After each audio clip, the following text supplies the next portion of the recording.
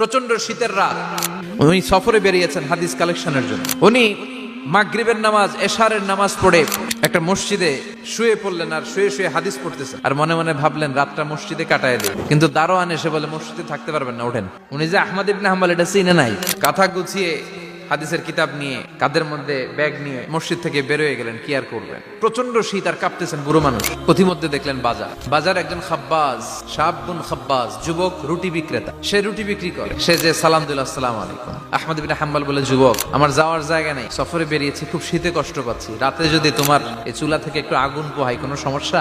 যুবক বলে, না না সমস্যা না, আহলান ওয়া সাহলান, বসে আমাদের আসেন আসেন, আপনি আগুন পোহাইলে আমার সমস্যা কি? আল্লাহ শুকরিয়া করে উনি বসলেন আর আগুন পোহাচ্ছেন। আর খেয়াল করলেন যুবক রুটি বানায় আর পরে আস্তাগফিরুল্লাহ, রুটির দলা বানায় পরে আস্তাগফিরুল্লাহ, খামির বানায় আর পরে আস্তাগফিরুল্লাহ, খালি এটাই পড়তেছে। ইমাম আহমদ ইবনে হাম্বল তো অবাক, কিরে এটা আবার কেমন যুবক, খালি আস্তাগফিরুল্লাহ। উনি প্রশ্ন করলেন, যুবক ঘটনা কি? আসার পর থেকেই তোমার দেখতেছি তুমি রুটি বানাও, রুটি বিক্রি করো আর পড়ো আস্তাগফিরুল্লাহ। যুবক বলে, আস্তাগফিরুল্লাহ আমার সবচেয়ে বেশি পছন্দের আমল, আমি সব সময় আঠার মতো ইস্তেগফারের সাথে লেগে থাকি আর সব সময় পড়তে থাকি আস্তাগফিরুল্লাহ, আর এর বদৌলতে আল্লাহ আমারে মুস্তাজাবুদ দাওয়া বানিয়ে দিয়েছে। আহমদ ইবনে হাম্বল তো অবাক, তুমি মুস্তাজাবুদ দাওয়া, রুটিওয়ালা?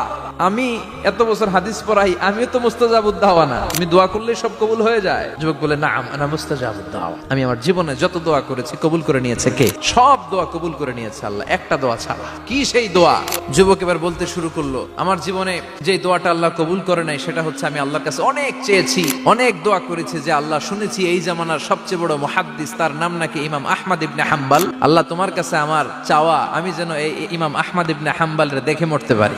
আহমদ ইবনে হাম্বল আবেগপ্রবণ হয়ে গেলেন, চোখের পানি ছেড়ে দিলেন, বললেন, যুবক তোমার এই দোয়াটাও কবুল হয়ে গিয়েছে। আহমদ ইবনে হাম্বল তোমার দরবারে ছুটে এসেছে। যুবক চোখের পানি ছেড়ে দেয়। যুবক চিৎকার মেরে ইমাম আহমদ ইবনে হাম্বলকে জড়িয়ে ধরে, হাতে হাত রেখে মুসাফা করে।